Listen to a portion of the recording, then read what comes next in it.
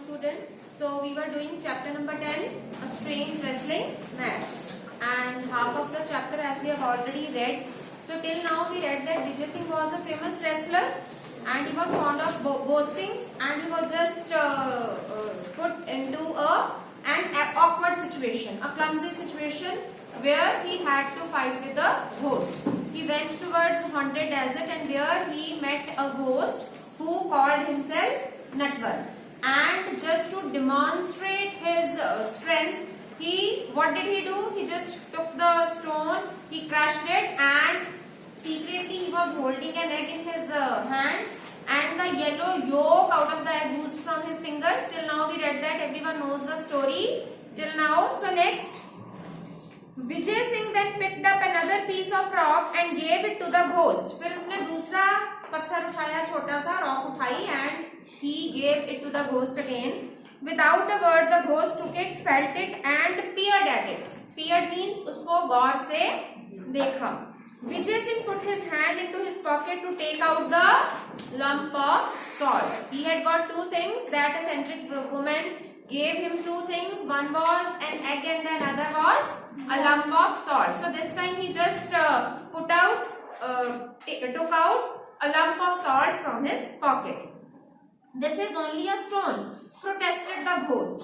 तो घोस्ट ने प्रोटेस्ट करते हुए बोला कि ये तो एक सिंपल सा स्टोन है, and anyway it is too dark to see, और इसको देखा नहीं जा सकता, देखना इज मुश्किल because it is dark.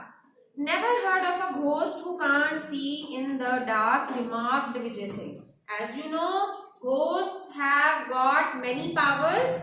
They can see in dark also, but this ghost, he cannot see in the dark. तो उसने कहा कि मैंने पहली बार कभी सुना ही नहीं कि घोस्ट जो है वो अंधेरे में देख नहीं सकते.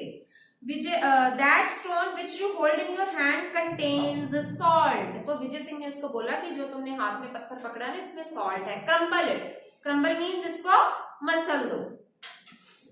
Again the ghost tried to crush the stone, but in vain. In vain means waste. पर व्यर्थ, कुछ नहीं हुआ उसको मसलने से. He handed over the stone to Vijay Singh. The ghost was now beginning to doubt his ghostly powers. अब जो वो घोस्ट था उसको वाकई में अपनी पावर्स पर डाउट होने लगा. He started doubting his powers. I can see that you are not going to be a worthy opponent. Worthy means valuable. Opponent means जो आपके opposite खड़ा हो.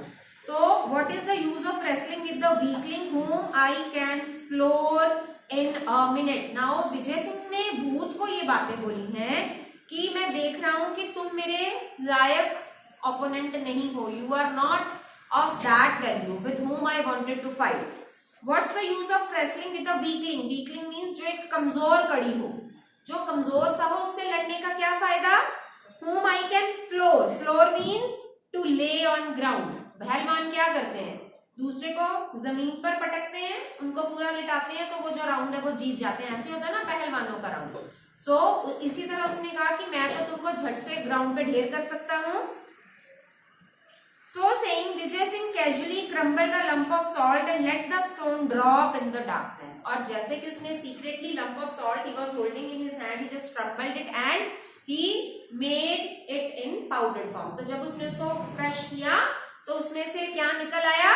सॉल्ट. और उसने फिर चोरी से वो जो रॉक का पीस था उसको उसने गिरा दिया. He let it drop. He held out his hand and commanded the ghost to taste the powdered stone. अब उसने ऐसा pretend किया कि उसने stone को powder बना दिया है.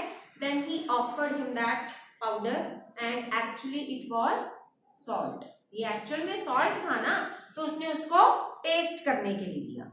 Mesmerized with the पहलवान's extraordinary strength. Mesmerized means जैसे हम किसी से बहुत ज्यादा आश्चर्यचकित हो जाते हैं. हिप्नोटाइज नहीं वो होना, जैसे कि हाँ एक टक बस सोचते रह जाना, वो उसकी एक्स्ट्राऑर्डिनरी स्ट्रेंथ से मेस्मराइज हो गया.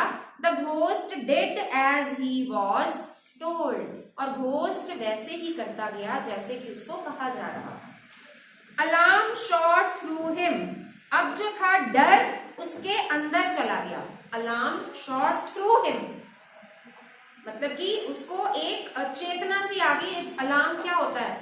किसी को अलार्म करना, किसी को जागृत करना, जैसे हम अलार्म वगैरह लगाते हैं। बट यहाँ इसका मतलब ये है कि डर जो था उसके अंदर चला गया। Shot through him. This man could easily vanquish him in a wrestling bout in the dark. तो अब घोस्ट ये सोच रहा है कि ये आदमी कौन? विजय सिंह, कि ये उसको रेसलिंग की फाइट में डार्क में हरा सकता है। वेंक्विश मीन्स कंकर, जीतना, जीत सकता है ये मुझे डार्कनेस में। रेसलिंग बाउट, बाउट होता है एक राउंड फाइट का, ठीक है? तो एक राउंड में या रेसलिंग की फाइट में ये मुझे जीत सकता है। But perhaps he could be tricked in another ways. बट शायद मैं और किन्हीं ट्रिक्स को यूज करके इसको हरा सकता। Assuming a servile manner. Servile means being slave. Slavish. SLAVISH. Slaves क्या होते हैं बेटा? गुलाम। तो assuming a servile manner. Servile means slavish. उसने अपने आप को उसका गुलाम assume कर दिया। उसको दिखाने के लिए अब नटवर ने विजय सिंह को ये प्रिटेंड करने की कोशिश की, मैं तो तुम्हारा गुलाम हूं। The ghost said to friend Vijay Singh, "It is an honor to meet a man like you." अब अपना गुलाम दिखाते हुए उसने बोला कि ये मेरे लिए बड़े ऑनर की बात है।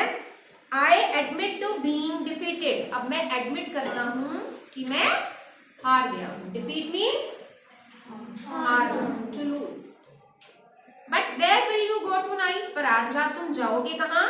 Rest in my house. You can leave tomorrow. आज मेरे घर में रेस्ट करो and you can go tomorrow. Why he was doing so? Because उसने मन में सोचा था कि मैं इसको रेसलिंग में तो नहीं हरा सकता, but I can use other tricks to defeat.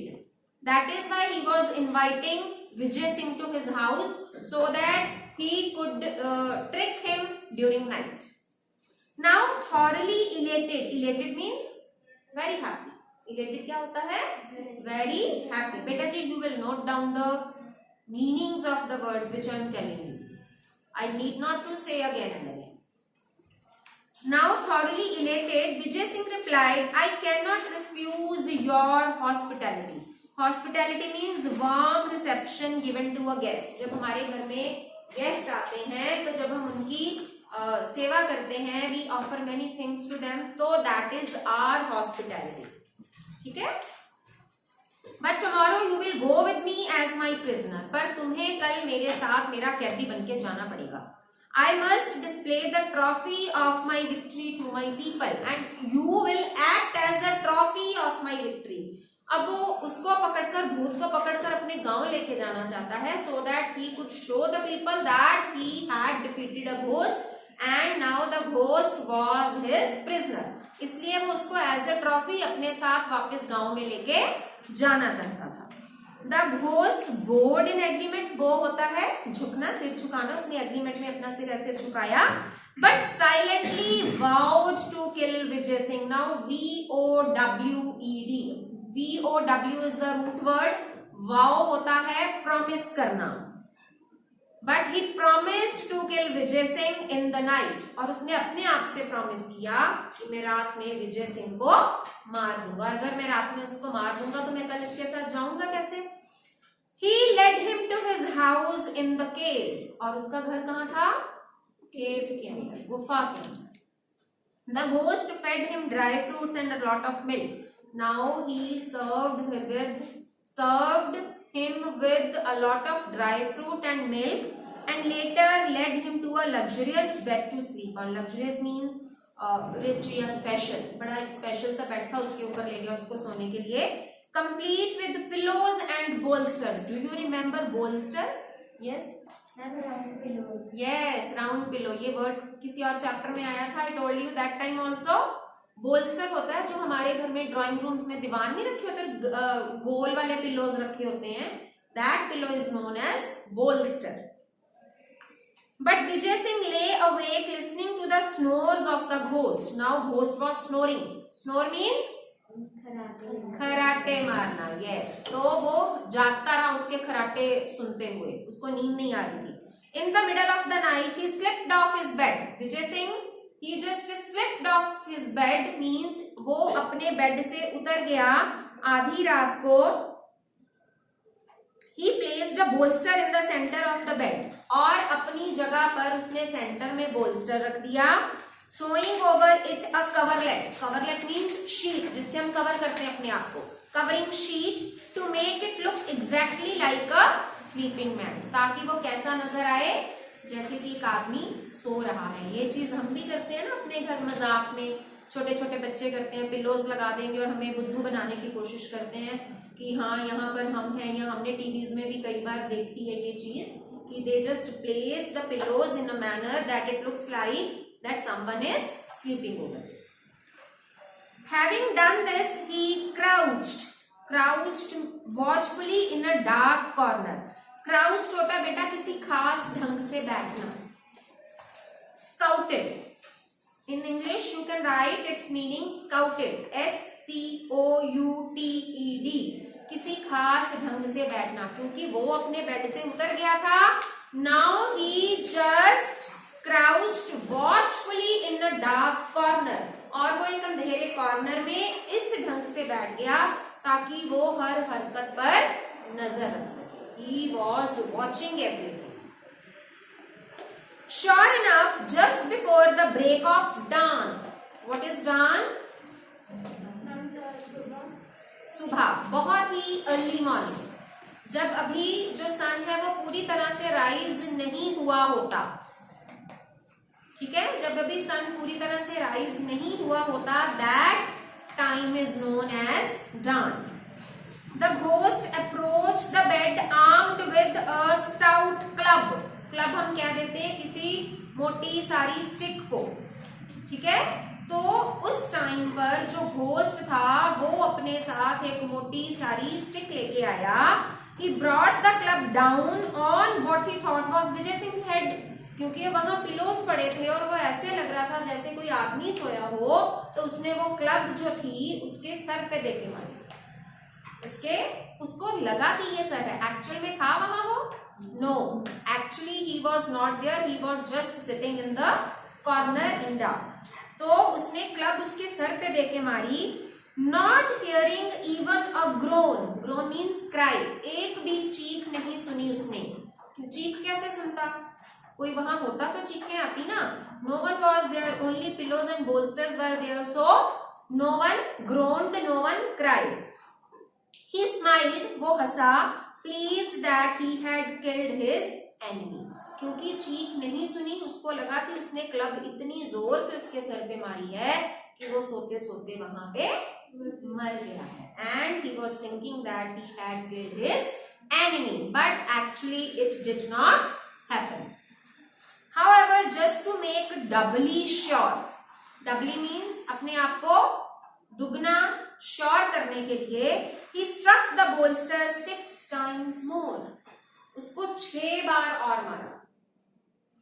Satisfied with his work, he returned to his couch. Couch क्या होता है बेटा? सोफा. Yes, sofa. So अपना काम खत्म करने के बाद, and he was satisfied with his work, so he just returned to his couch and covering his head settled down to sleep again. He covered his head and slept again. Meanwhile, Vijay Singh crept silently back into bed. ये सब कुछ हो जाने के बाद जब उसको लगा कि अब घोस्ट को ये लग रहा है कि उसने मुझे मार दिया, he secretly again went to his bed. और वहां जाकर वो दोबारा से लेट गया. After a pause, और थोड़े से पॉज के बाद, एकदम तभी नहीं, थोड़े से इंटरवल के बाद, he groaned. Groaned means cried. उसने थोड़ी सी चीख मारी. As if in disgust. Disgust means unhappy.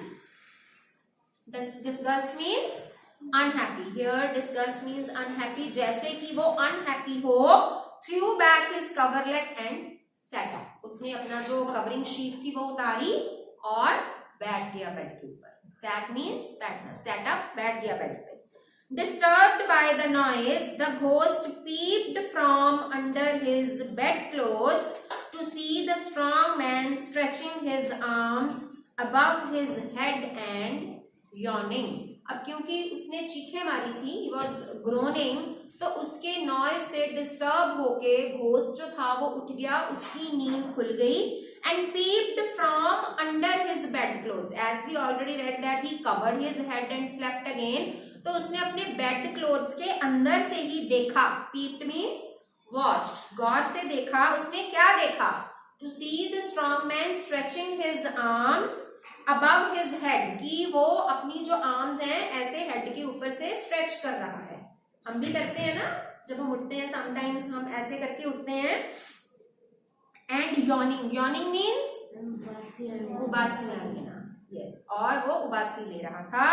For a moment the ghost turned rigid with shock. Rigid means stone बन गया. Stone पत्थर का बन गया हैरानी से. उसको इतना शॉक लगा कि वो पत्थर ही बन गया. Why he was shocked? Because he thought that he had killed Vijay Singh, but actually he was sitting in his bed. Friend ghost, there are insects in your cave. और विजय सिंह ने कहना शुरू किया कि मेरे दोस्त तुम्हारी केव में इंसेक्ट्स हैं. कैसे इंसेक्ट्स? छोटे इंसेक्ट्स जैसे कोई हाउस फ्लाई, मॉस्किटोज वगैरह, इनको हम क्या बोलते हैं? इंसेक्ट्स. सेड विजय सिंह इन ए कंप्लेनिंग वॉइस. जैसे हम किसी से कंप्लेन करते हैं कि हाँ यहाँ तो मुझे मच्छरों ने बड़ा काटा, तो वो कंप्लेंट्स टाइप्स होती है ना. Here I was enjoying the sweetest sleep I have had in years. मुझे सालों में ऐसी स्वीट नींद नहीं आई थी जैसी कि मैं अब एंजॉय कर रहा था. And there comes this insect to trouble me. और एक इंसेक्ट मुझे ट्रबल करने के लिए आ गया.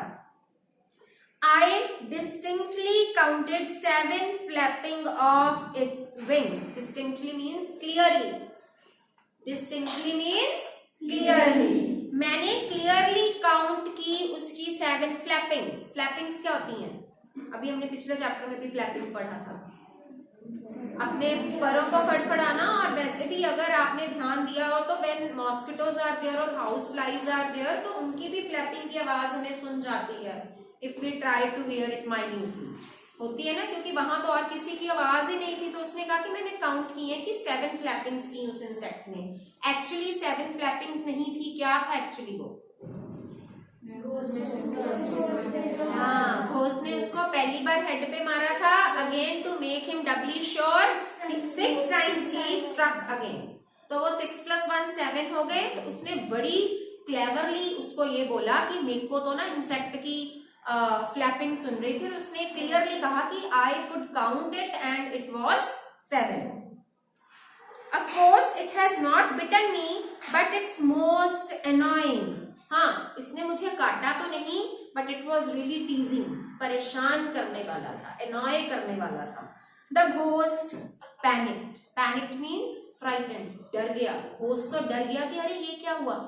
मैंने तो इसको 7 बार 7 times I struck him, 7 times I hit him, but he is still alive. Those 7 blows would have reduced any other man to pulp. Pulp क्या होता है? गुद्दा. गुद्दा होता है ना, जैसे जूसी फ्रूट्स में होता है.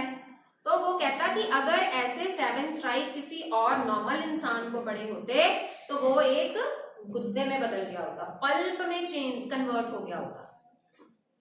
There is no safety near a formidable wrestler like this. Formidable means dangerous and with absolute strength. Write down the meaning. Formidable means dangerous and with absolute strength. There is no safety near a formidable wrestler. Dangerous and with absolute strength. जो बहुत ही dangerous हो और जिसमें full ताकत भरी हो. ऐसे wrestler के पास रहना ठीक नहीं है. It is not good for my safety. क्योंकि मेरे 7 ब्लो से ये नहीं मरा तो he can kill me just in 1 blow. तो मेरी सेफ्टी नहीं है ऐसे रेसलर के पास रहने. He thought and fled from the cave, leaving behind all his ill-gotten wealth. Fled means ran away. Fled means ran away. ऐसा सोच के कि वो इसको जीत नहीं सकता तो वो वहां से भाग गया. Leaving behind all his ill-gotten wealth. और पीछे क्या छोड़ गया? What did he leave behind? Ill-gotten wealth. Ill-gotten का meaning, can anyone tell me what is the meaning of ill-gotten? जो कुछ उसके पास था वो सब. हाँ, जो कुछ उसके पास था तो ठीक है, but what is ill-gotten? The wealth which he collected by bad means. By bad means. Ill-gotten का मतलब होता है by bad means. Whatever he collected by bad means, he just left all that wealth and ran away. Why did he say that it was ill-gotten wealth? Because he used to loot the travelers and kill them. पढ़ा था ना हमने beginning के chapter के beginning में कि he used to kill the travelers and loot them. तो वो जो लूटा हुआ सारा माल था वो उसकी केव में पड़ा था और उसने वो सारा वहां छोड़ा और भाग गया अपनी जान बचा के. It took several camels from the village to remove the property Vijay Singh had acquired. यहाँ acquired का मतलब है got. तो कितने ही कैमल्स की जरूरत पड़ी वो सारा सामान विलेज में वापस पहुंचाने के लिए. Several means बहुत सारा. Here several is adjective of number because camels is countable and several is adjective of number. He returned much of it to the rightful owners. Rightful means जो उसके असली हकदार थे, कईयों तो उसने वापस कर दी वो wealth. He went especially to the old woman. वो specially उससे मिलने के लिए गया because it was just due to that old woman he could win. Vijay Singh could win. Had she not handed him that egg and lump of salt, he could not have won. वो जीत नहीं सकता था अगर वो उसको नहीं दिए होते तो. Thanked her for her invaluable gift.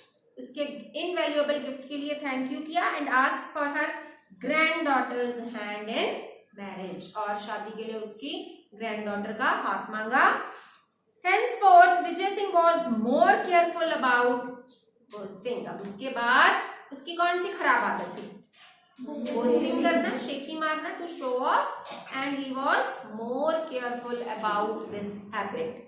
It is said that no traveler was ever troubled again in the haunted desert. ऐसा माना जाता है कि उसके बाद किसी भी ट्रैवलर को परेशान नहीं किया गया when he used to pass through that haunted desert.